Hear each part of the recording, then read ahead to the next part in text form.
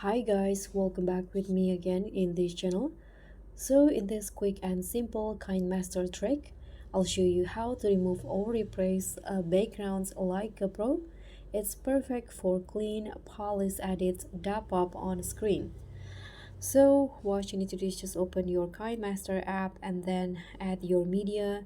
Here I'm going to click on a media and I'm going to just use an image from Pixabay. Let's say I'm going to use the image of this bird.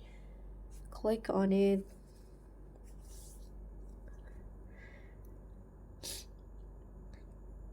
Let's close this first. And now to remove the background, you can just first click on the image on the timeline, image or videos, and then here you can just scroll down and you'll easily spot this feature, magic remover.